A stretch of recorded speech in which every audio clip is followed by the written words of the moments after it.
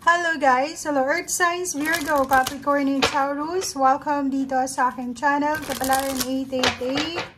Welcome Earth Signs, Virgo, Capricorn, and Taurus. At ay general reading, so pwede kang makaresonate. Wednesday reading para sa lahat. Ilang days na lang, Pasko na. Okay, so I hope na kahit may mga paghihirap sa buhay, still, kailangan natin na be thankful, be grateful, and magpasalamat tayo sa Panginoon, mag-pray, magsimba, or kung ano man ang religion mo, kung hindi ka naniniwala sa Pasko.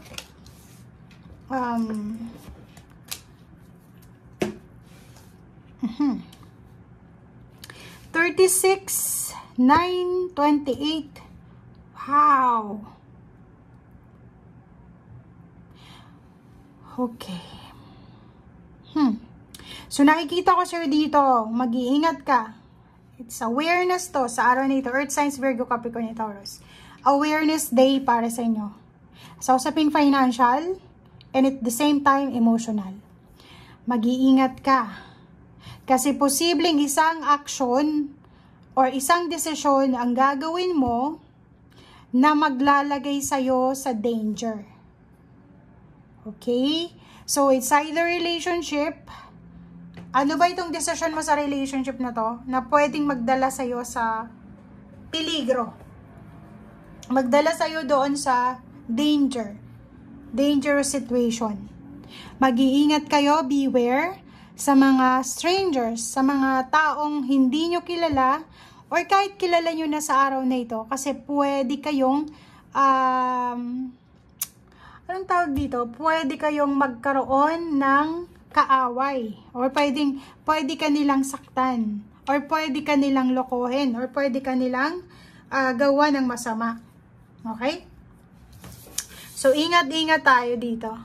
And mayroong 36:9, sinasabi ng bara sa'yo dito na posibleng yung iba sa'yo dyan, Earth Signs, Virgo, Capricorn, and Taurus, especially yung Taurus. Kasi iba yung Virgo tsaga yung Capricorn. Kasi yung Taurus nakikita natin dito na medyo ang hirap-hirap ng takbo ng buhay mo financial. Nakikita ko sir dito na bumabalik na naman yung message sa'yo last year. Kasi last year, meron dito na relationship na nanluloko. Hindi ikaw ikaw yung nanluloko, hindi ikaw. It's either your relationship ay may tinutu-time siya or pwedeng may nililihim siya sa'yo sa usaping relationship. Okay? So, ingat-ingat ka. Nakikita natin dito na it's either money or relationship, nagsasuffer ka talaga ngayon. Especially yung Taurus. Direct sa Taurus ang nakikita natin. Kasi kung makikita mo to sa tawag dito, yung Capricorn tsaka Virgo, sinasabi na 10-10 to eh. 10-10, so ibig sabihin, kaya nilang i-manage, yung Capricorn tsaka Virgo, kaya nilang i-manage ang araw na ito. Pero yung Taurus nakikita natin, especially sa relationship, sobrang obsessed ka sa relationship mo na lahat ng sinasabi ng karelasyon mo, naniniwala ka kahit nagsisinungaling na siya sa'yo. And mas matimbang sa'yo yung relationship mo kaysa sa family mo. Okay? So, nakikita ko sa'yo dito, mag-iingat ka, beware. Kasi isang decision making mo, pwedeng masira yung direction mo, pwedeng dangerous yung situation mo, pwede kang maloko, pwede kang masaktan emotionally and financially. Okay? Okay.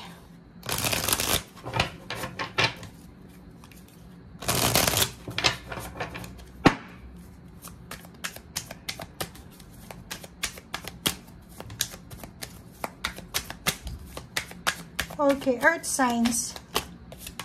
Earth Signs Judgment. So, yun. Ingat-ingat tayo guys Mag-iingat tayo sa judgment natin sa araw na ito.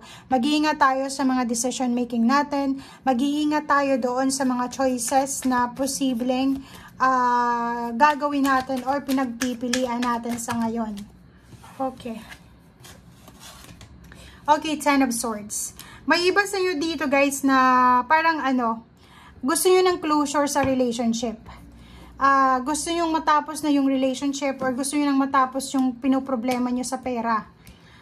Mayroon ka ditong King of Pentacles, tapos 3 of Swords. Ibig sabihin niya, financially, nag-struggle ka.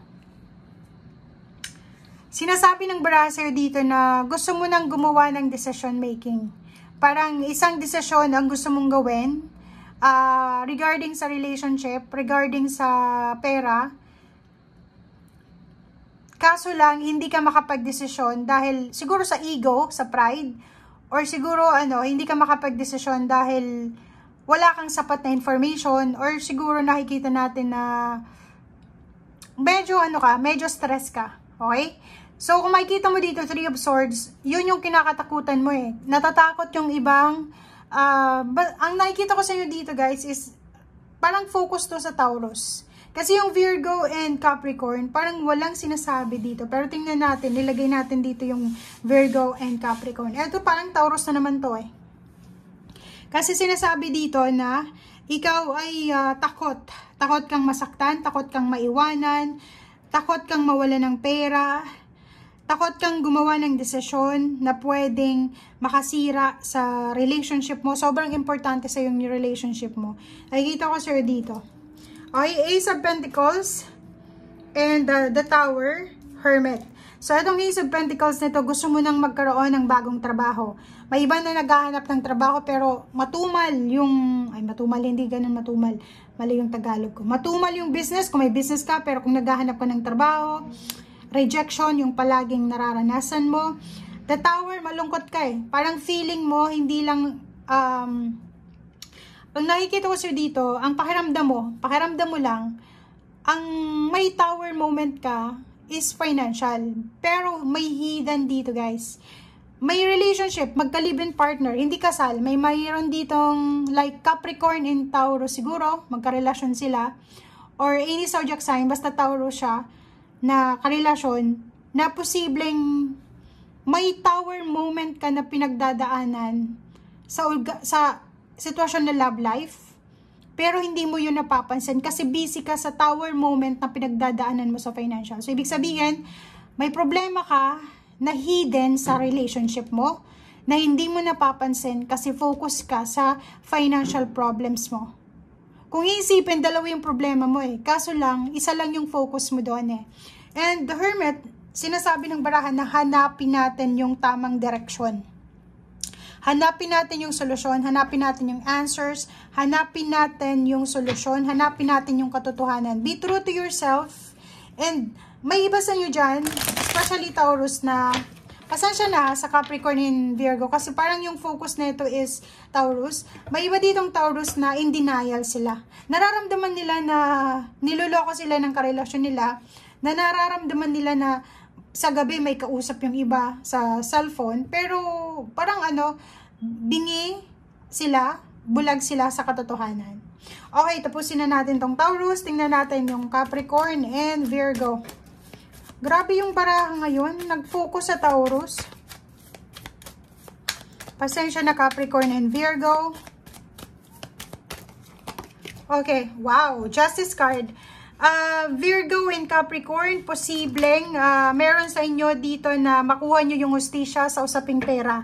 Like for example, may sakit na gagaling, may sakit na pwedeng gumaling, may sakit na tao ang pwedeng gumaling, merong mga problema sa financial ang posibleng mariresolve, posibleng contract signing, magiging balance yung financial, magiging balance ang iyong emotional and then financial. So, parang ganun yung sinasabi ng baraha. And 10 of Pentacles, posible ka rin na makatanggap ng malaking halagang pera, makatanggap ka ng regalo, bonus, or posibleng makatanggap ka ng inheritance, lump sum, or pwedeng nakikita mo dito na kung ikaw ay may pinaglalaban tungkol sa kontrata mo, sa trabaho, like medyo hindi naging maayos yung takbo ng contract mo sa pagtatrabaho or sa company, and nag-file ka ng case, posibleng makuha mo, pwedeng bayaran ka ng company. So, nakikita natin dito na justice, makukuha mo yung hustisya. Kung wala man na pera na darating sa'yo, posibleng cheque or pwedeng kontrata siya. So, sinasabi ng baraha sa'yo na pwedeng yung iba sa inyo, makakapasok sa isang trabaho na mataas yung sweldo.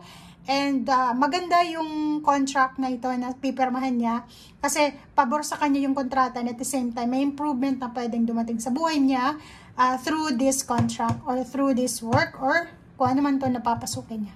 Okay guys, thank you for watching. Bye!